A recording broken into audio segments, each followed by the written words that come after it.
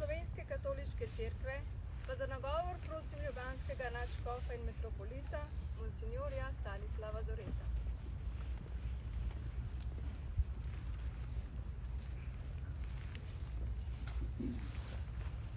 Spoštovani vsi, smo na simbolnem kraju spominjanja, spodbujanja, sočutja in hkrati tudi iskanja poti za drugačno prihodnost za vse nas.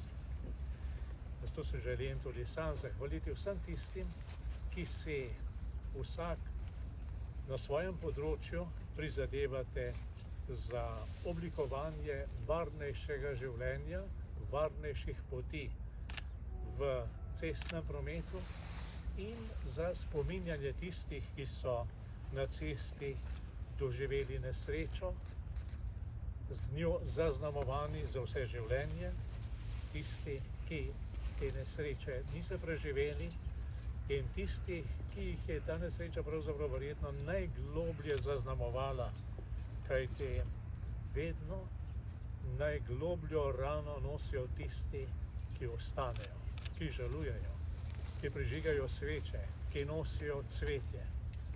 To so pravzaprav največje žrtve prometnih nesreč. Pomembno je, da vsak izmed nas odgovorno in vestno opravlja svoje delo, svoje dolžnosti. Na ministrstvu, na policiji, v vseh vzgojnih ustanovah, zavod Varna pot, pa tudi mi v cerkvah in verskih skupnostih. Zelo se mi zdi pomembno, da se zavedamo, da se promet, udeleženci v prometu in žrtve prometnih nesreč lahko kaj hitro spremenijo v tehnično vprašanje, v zakonsko vprašanje, v statistiko, v novinarsko poročilo. V resnici pa gre vedno za človeka, vedno za ljudi. Danes je bilo na tem mestu že parkrat rečeno, da je življenje dragoceno, da je življenje sveto.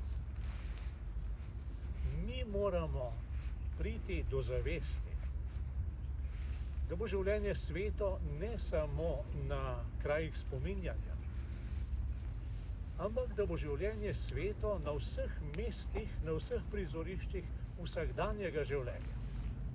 Tam se v resnici oblikuje človek, ki se bo tudi v prometu vedel odgovorno in upošteval, kot je že bilo rečeno, tudi vse druge udeležence v prometu. Začne se v vrtcu, začne se z objavami v naših medijih, začne se z protesti na naših ulicah, začne se s slogani, ki jih pišejo po naših fasadah.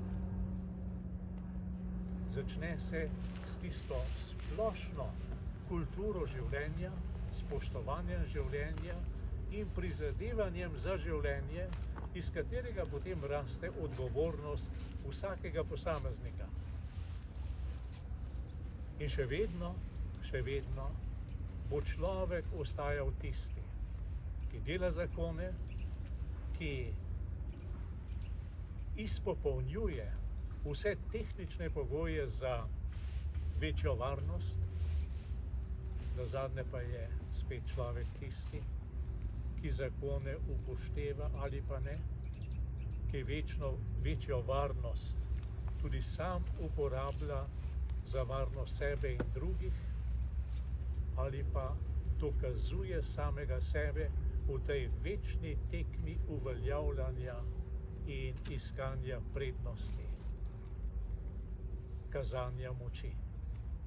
Zato v resnici skrb za prometno varnost in zmanjšanje prometnih nesreč in njihovih žrtev začnemo v vrtcih, z vzgojo ljudi, pa ne o tehničnih vprašanjih, ampak čisto preprosto človeško vzgojo, sožitjem, sobivanjem, upoštevanjem drugega.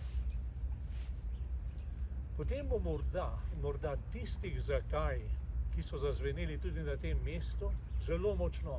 Zakaj meni? Zakaj mojemu? Zakaj na ta način?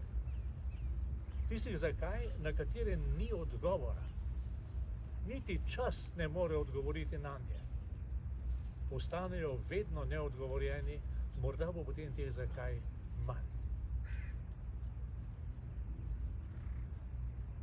Je pa, kot je že bilo rečeno, tudi v teh zakajih globoko v nas slutnja,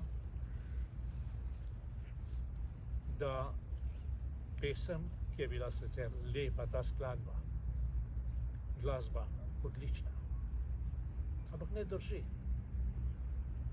Ko mene ne bo več, ja, morda ne več na teh cestah, ne na pragu te hiše,